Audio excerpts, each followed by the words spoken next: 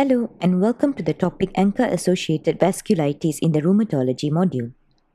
By the end of this topic, you should be able to define ANCA-Associated Vasculitis, explain the pathophysiology of the condition, outline the causes and classifications of ANCA-Associated Vasculitis, describe the clinical manifestations, outline the investigations done, and discuss the principles of management as well as the complications and prognosis of ANCA-Associated Vasculitis. Let's get started. ANCA-associated vasculitis is a group of autoimmune diseases characterized by inflammation and damage to the small blood vessels caused by anti-neutrophilic cytoplasmic autoantibodies or ANCA. In healthy individuals, our immune system is able to identify foreign invaders and produces antibodies that attack them before they can cause harm to the body. In ANCA-associated vasculitis, ANCAs are produced by the body. Production of the ANCA is dependent on a variety of predisposing factors such as microbial infections, genetic factors, environmental agents, and therapeutic drugs. These factors are usually associated with production of pro-inflammatory cytokines with the capacity to prime neutrophils.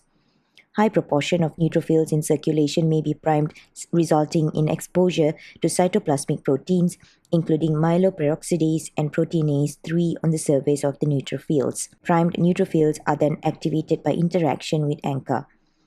Activated neutrophils will then attach to and transmigrate through the endothelium and accumulate within the vessel wall.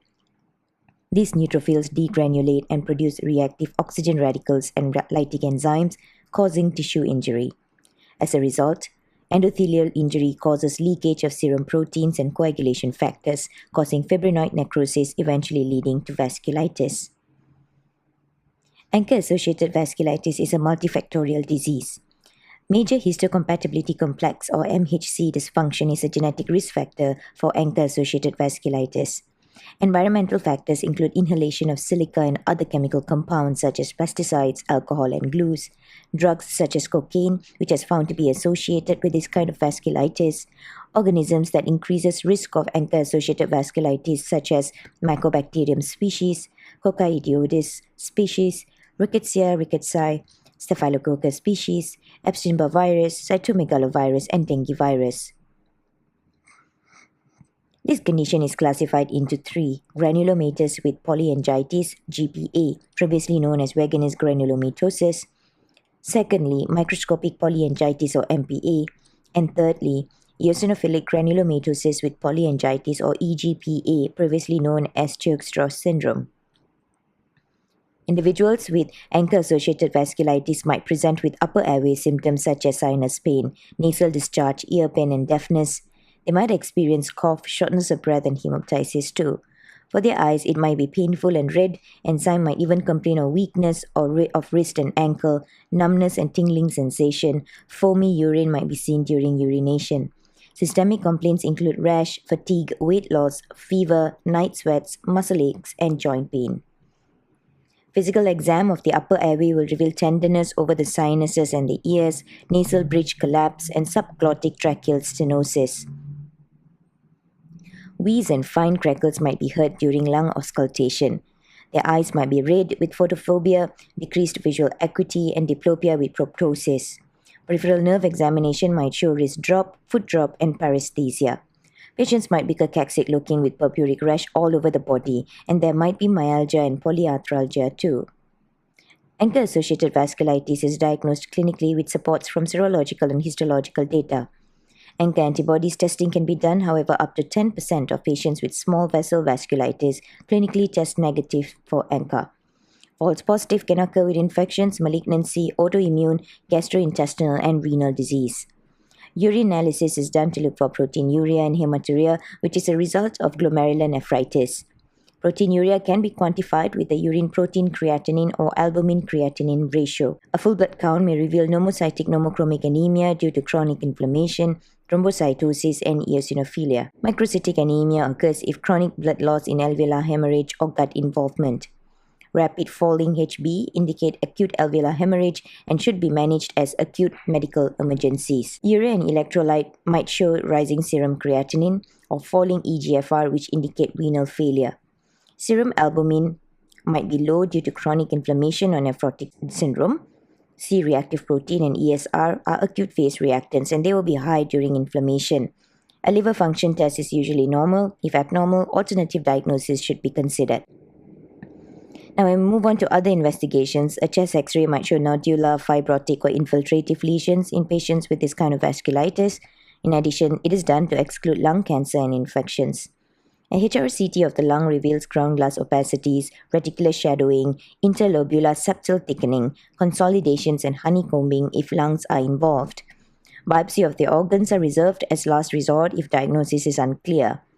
Biopsy of the kidney might show sclerotic glomeruli, cellular crescentic lesions, and tubular atrophy indicating glomerular nephritis. Interstitial fibrosis and honeycombing are seen in lung biopsy. So ANCA-Associated Vasculitis should be managed by a multidisciplinary team with immunosuppressants as mainstay of treatment. Adjunctive treatments include to introduce reduction of risk of complications such as osteoporosis, diabetes, and cardiovascular disease. Management of ANCA-associated vasculitis is separated into two phases, the induction and the maintenance phase. During induction phase, methotrexate or mycophenolate mofetil with glucocorticoids can be used for non-organ threatening vasculitis. If there's an organ or life-threatening disease, cyclophosphamide or rituximab with glucocorticoids can be started. If patients develop rapidly progressive renal failure or pulmonary hemorrhage, emergency plasma exchange should be done. And during maintenance phase, glucocorticoids will be tapered and azathioprine or methotrexate or rituximab will be continued. After 2 years, taper azathioprine or methotrexate and stop the rituximab. If renal failure occurs, kidney transplant is a gold standard management.